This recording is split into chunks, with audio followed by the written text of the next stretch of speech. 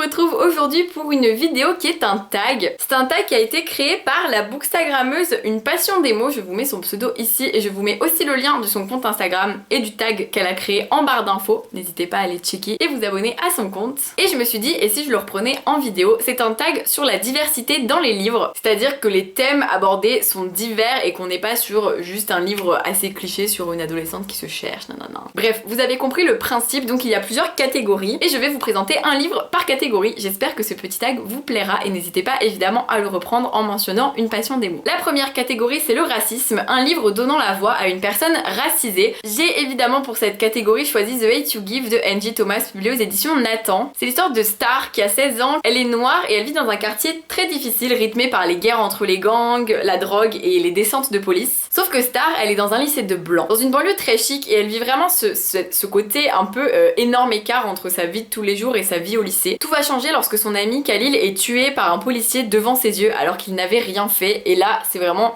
une guerre intérieure qui éclate pour elle et une guerre tout court finalement. C'est un livre qui est terriblement d'actualité, je pense que vous êtes au courant, et c'est un livre qui donne la parole à Angie Thomas, qui parle de choses qu'elle ressent, de choses qu'elle a vues, de choses qu'elle a peut-être même vécues, des choses importantes, surtout les violences policières motivées par le racisme, ce qui est juste absolument immonde et ce qui arrive encore bien trop souvent. Ce sont à mes yeux des livres très importants et celui-ci vraiment fait partie de ces livres qu'il faut lire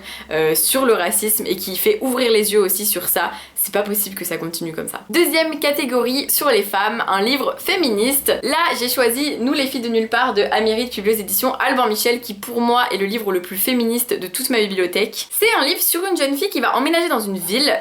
et dans sa nouvelle maison, elle se rend compte que la fille qui habitait là avant a visiblement été victime de harcèlement sexuel, voire de viol, et elle va découvrir que dans ce lycée où elle arrive, en fait tout le monde est au courant mais personne n'a jamais rien fait pour défendre cette fille, parce que vu que c'est les gros footballeurs bien connus qui font des conneries, et ben on laisse passer. Ce qui est juste absolument immonde, horrible et totalement clairement illégal même. Et cette fille, elle va donc décider avec ses nouveaux amis de créer le groupe des filles de nulle part. Ça va être un groupe où toutes les filles qui veulent participer peuvent venir et discuter de sujets féministes, et j'ai trouvé ce livre mais exceptionnel parce qu'il aborde le féminisme mais avec plein d'avis différents, même des avis qui ne sont pas féministes mais qui permettent justement de discuter, de débattre, parce qu'en fait oui, il y a un seul et même féminisme, c'est-à-dire celui où on veut juste l'égalité, mais il y a aussi d'autres formes de féminisme ou d'autres sujets qui sont intéressants et qui sont à débattre, parce qu'en fait c'est très d'actualité, donc il n'y a pas de parole, une seule et même parole sur chaque sujet, et c'est ce que j'ai beaucoup aimé dans ce livre, c'est qu'il laisse vraiment cette parole à toutes les filles, toutes les femmes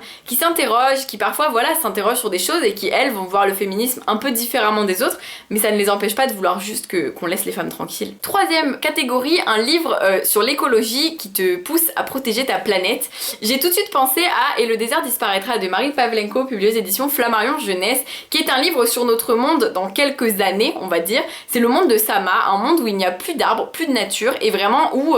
finalement les seules choses qu'on recherche c'est abattre les arbres pour vendre le bois à la ville, qui va ensuite nous donner en échange de l'eau gélifiée, des aliments déstructurés, enfin bref des trucs trop bizarres. Ça pourrait aussi être un livre dans la catégorie féministe parce que Sama elle vit dans un peuple où les hommes vont chasser les arbres, et Sama elle a trop envie de chasser mais on lui dit non, t'es une femme, tu peux pas faire ça. Super. Du coup Sama décide de le faire quand même, et c'est là que tout va changer pour elle parce qu'elle va tomber dans une trouée et faire la rencontre de quelqu'un, quelque chose, à vous de voir, qui va vraiment changer sa vision de ce nouveau monde, parce que elle était persuadée qu'il fallait tuer les arbres pour les vendre, et peut-être que c'est pas la solution. C'est un livre qui est très beau, qui nous fait beaucoup réfléchir sur l'écologie justement, sur tout ça, sur la perception qu'on a des arbres, de ce qui nous entoure, et j'ai trouvé ça très beau, et c'est vraiment un livre sur l'écologie et qui nous pousse à protéger notre planète parce qu'on n'a pas envie que ce soit notre avenir. Catégorie histoire, un livre historique informant sur un passage de l'histoire oubliée. J'ai tout de suite pensé à Orphelin 88 de Sarah Cohen-Scally, publié aux éditions Robert Laffont dans la collection R. Je pense que vous connaissez Max, qui est vraiment un livre très très connu de la même autrice, qui raconte aussi des choses hyper sombres de la Seconde Guerre mondiale, mais ce que j'aime beaucoup dans Orphelin 88 et qui me semble vraiment être un peu l'histoire du passage oublié de l'histoire, c'est que Orphelin 88 ça se passe après 1945 et c'est l'histoire des jeunes qui en fait qui se retrouvent orphelins parce que parfois leurs parents sont allés faire la guerre, ou parfois ils sont nés des expériences un peu des Allemands, enfin vous voyez tous ces enfants qui ont un peu été créés peut-être par le système nazi, ce qui est absolument horrible, mais qui en même temps mais se cherchent en fait, cherchent qui ils sont, parce qu'en fait ils n'ont plus rien, la guerre est finie, tant mieux pour eux, mais au final ils n'ont plus de famille, ils n'ont plus personne. Et c'est l'histoire de Josh justement qui a oublié jusqu'à son nom et qui essaye de se souvenir de son passé, et je trouve que c'est un très beau livre parce qu'il montre aussi beaucoup, c'est très intéressant surtout, parce qu'il montre à quel point après 1945 la guerre n'était pas vraiment finie. Oui, en termes global c'était terminé, mais il se passait tellement de choses horribles dans des petites villes, dans des petits endroits, avec vraiment des gens qui continuaient à faire des attentats contre les juifs ou des attentats contre... Enfin vraiment des trucs un peu horribles, mais que moi on m'a jamais appris à l'école, donc je trouve que c'est vraiment un livre important pour ça, et je me souviens il m'a bouleversé ce roman, il est tellement beau. Catégorie psychologie, un livre avec un narrateur souffrant de troubles psychologiques. Là j'ai pensé à Contre-coup de Nathan Fielder, publié aux éditions Michel Lafon. Il y a plein d'autres livres que j'ai dans ma bibliothèque mais dont je vous parle davantage, donc je me suis dit je vais vous montrer celui-ci. C'est l'histoire de Matthew qui a 19 ans et qui a perdu son grand frère 10 ans auparavant et qui souffre de schizophrénie. Et par ce roman, en fait, il nous raconte, je l'ai lu il y a très longtemps, donc je vous avoue que je pourrais même pas vous redire vraiment comment j'ai trouvé ce livre, mais je sais qu'il m'a beaucoup marqué parce que je trouvais qu'il était vraiment fait, écrit avec justesse, c'était très intéressant. Nathan Fielder, il est infirmier psychiatrique et c'est pour ça qu'il a vraiment voulu s'intéresser à ce sujet et en parler. C'est un roman qui m'a vraiment beaucoup touchée et surtout qui, à mes yeux, voilà, comme je vous dis, incarnait vraiment avec justesse cette maladie. Il y a un peu de dessin, en fait c'est un livre avec un format particulier. En fait il y a des passages écrits avec d'autres typos et tout, c'est un livre très complet, très original et surtout très intéressant. Enfin vraiment moi j'ai beaucoup aimé. Et la schizophrénie c'est une maladie qui est assez difficile à comprendre, à concevoir. On a beaucoup d'a priori et de préjugés dessus et je pense qu'en lisant davantage de livres à ce propos, on peut aussi comprendre que les personnes qui souffrent de schizophrénie peuvent aussi vivre normalement. Pas tout le temps, ça dépend énormément de plein de choses comme pour toute maladie psychiatrique, mais c'est en lisant des livres qu'on se renseigne dessus. En tout cas vraiment moi j'ai jamais autant appris qu'en lisant des livres depuis que je suis jeune. Alors catégorie tabou, un livre qui brise les tabous. Alors là j'ai voulu mettre Signé Poetics de Elisabeth Acevedo, publié aux éditions Nathan. C'est l'histoire de Xiomara qui habite dans un quartier de Harlem un peu plus compliqué et elle a envie de faire du slam pour vivre, mais en fait ses parents, sa famille sont pas trop d'accord et tout, donc c'est vraiment une histoire qui est déjà incarnée par une personne racisée, mais je ne l'ai pas mis dans la première catégorie parce que je trouvais qu'il rentrait aussi dans le tabou, et là on est sur un tabou que j'ai trouvé hyper intéressant et très peu abordé en littérature young adulte, c'est la religion, parce qu'en fait Xiomara elle est vraiment enfermée dans l'image que sa mère veut d'elle, et sa mère est très croyante, sa mère veut que sa fille croie en Dieu, et Xiomara elle n'est pas du tout dans cette optique là, et j'ai trouvé ça très intéressant parce que la religion c'est très peu abordé, pourtant énormément de jeunes sont dans des familles religieuses ou pas et veulent s'intéresser à la religion, enfin vous voyez toutes les situations existent, et je trouve que c'est important d'en parler dans les livres, notamment là de parler d'une jeune fille qui veut s'émanciper de la religion qui a rythmé sa vie toute son enfance,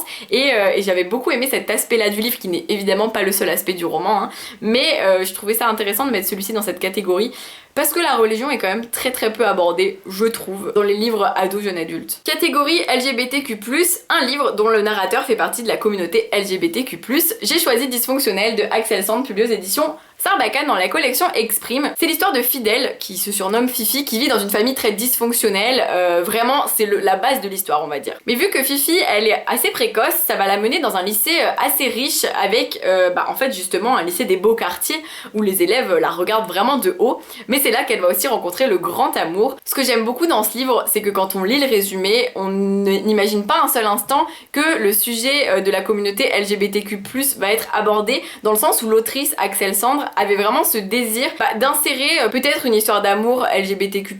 ou un autre sujet LGBTQ+, de manière normale, que ça soit considéré comme normal, dans le sens où dans ce livre on suit vraiment, bon, normal, on suit une famille dysfonctionnelle, mais vous voyez ce que je veux dire, en fait c'était pas le sujet principal du livre, parce que le sujet principal c'est vraiment Fidèle,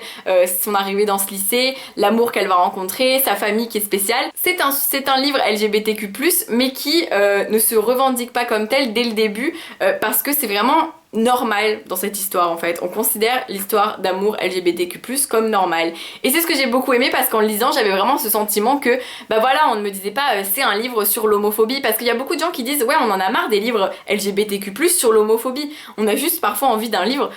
où il y a une belle histoire d'amour qui se passe en fait, pas un livre où les parents sont homophobes, les amis sont homophobes, etc. Ce livre dégage vraiment ça et c'est ce que j'ai beaucoup aimé. Après je sais qu'il y a d'autres personnes qui trouvent qu'il faudrait au contraire qu'on l'affiche davantage. pour que ce soit vu, parce que c'est important que ce soit vu et lu. Mais voilà, je trouve que de là ça a été fait de manière... En plus je pense que c'est vraiment un choix de l'autrice, donc je pense que c'est important que ça a été fait comme ça, et moi c'est ce que j'ai particulièrement apprécié. Catégorie finale, le handicap, un livre mettant en scène un personnage en situation de handicap. Ici j'ai pris cette catégorie comme un handicap physique. Je me suis rendu compte que je n'avais presque jamais lu de livre où les personnages sont en situation de handicap physique en fait. Vraiment, quand j'ai regardé ma bibliothèque, je me suis dit mais en fait, à part Un si petit oiseau, que Une passion des mots a aussi mis dans sa version du tag, et ben en fait j'avais aucun autre livre. Donc dans le cadre de Un si petit oiseau, on est sur un personnage qui s'appelle Abby et qui a perdu son bras. Et on suit cette histoire justement où elle apprend à revivre avec un bras en moins, ce qui est hyper intéressant dans le sens où quand on est comme... Enfin, quand on y pense, on n'imagine pas le nombre de choses impossibles à faire sans un bras en fait. Je pense que c'est vraiment quelque chose où on réalise pas, et en lisant ce livre, on réalise toutes les choses hyper complexes à faire, toutes les choses où la personne qui a un bras en moins se sent vraiment démunie, parce qu'en fait, des choses toutes bêtes comme ouvrir une bouteille, ce n'est pas possible, c'est compliqué, et c'est vraiment hyper important de lire des livres sur ces sujets-là, pour s'ouvrir l'esprit sur ce genre de choses qu'on ne connaît pas forcément si on n'y est pas confronté. Et Un si petit oiseau, c'est une tellement belle histoire, enfin vraiment c'est un livre qui a été poignant. Et pourquoi je vous disais que j'ai été choquée un peu d'avoir lu qu'un seul livre à ce sujet, parce qu'en fait je me retrouve à citer Marie Pavlenko 2 fois dans cette vidéo, alors que je voulais être aussi diverse dans les auteurs, mais vraiment j'ai eu beau chercher. Si jamais vous vous souvenez d'un livre que j'ai lu à ce sujet, n'hésitez pas à me le dire, mais vraiment je suis presque persuadée que j'en ai jamais lu. Donc voilà, des livres sur des personnages en fauteuil roulant, avec des jambes en moins, des bras en moins, j'en ai jamais lu, ce qui montre qu'il y a un manque de diversité à ce niveau-là. Ce petit tag de la diversité dans les livres est terminé, j'espère que ça vous a plu, n'hésitez pas à le reprendre comme je vous disais en allant voir le post Instagram de Une passion des mots qui a créé ce tag et qui est très chouette. J'espère que j'ai blessé personne avec l'utilisation de certains mots, parce que comme je vous le disais, c'est très compliqué parfois